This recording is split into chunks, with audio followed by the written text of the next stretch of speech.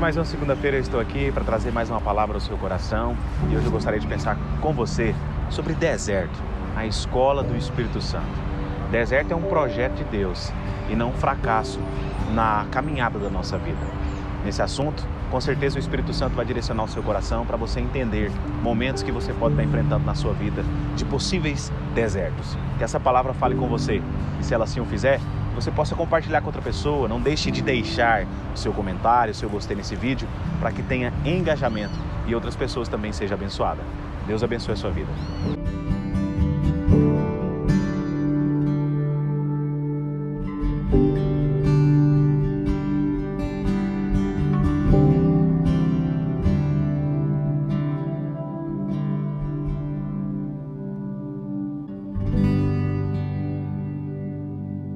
Quando nós olhamos para a palavra de Deus, nós observamos que em diversos momentos de vida de homens e mulheres de Deus, o próprio Deus conduzia esses homens ou essas mulheres para um lugar chamado deserto.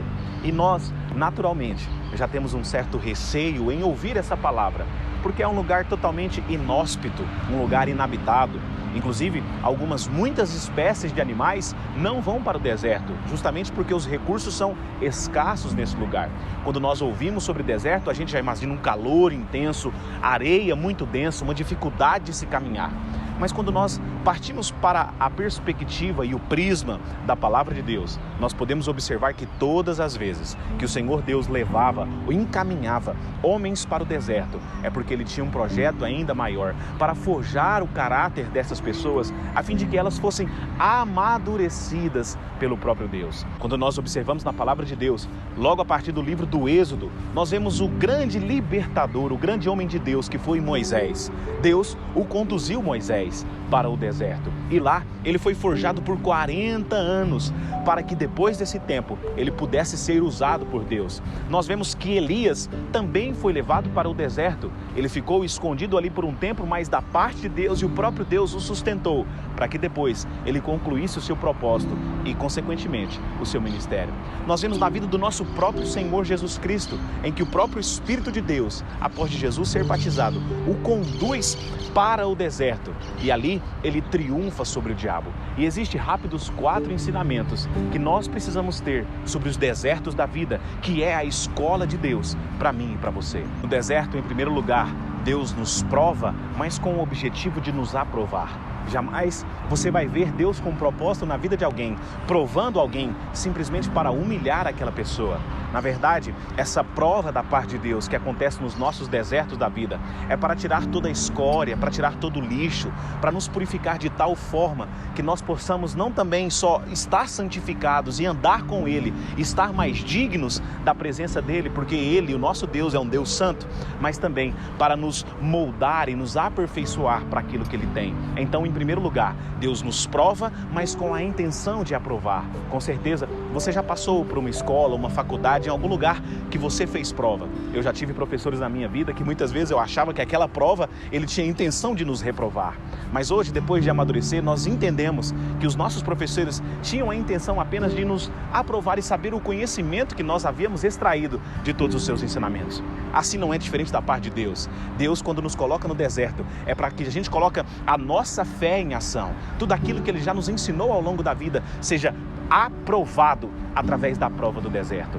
Em segundo lugar, Deus nos leva para o deserto não apenas para trazer um espírito humilde ao nosso coração, porque Ele é um Deus soberano e Ele não se atenta aos soberbos, e o deserto muitas vezes vai trazer esse coração humilde.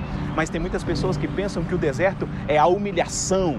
Deus está levando para o deserto porque essa pessoa precisa ser humilhada e Deus está provando essa pessoa nesse sentido. Não, Deus nos leva para o deserto, sim, para ter um coração mais humilde, mas porque depois do deserto Ele tem uma posição mais alta, Ele tem uma posição mais elevada. Eu já citei nesse momento Moisés, Elias e o próprio Senhor Jesus Cristo. Após passarem pelo deserto, eles alcançaram a plenitude da parte de Deus. Eles vivenciaram o propósito específico e individual da parte de Deus. O deserto também é a escola em que Deus vai nos fazer depender mais do provedor do que somente da provisão.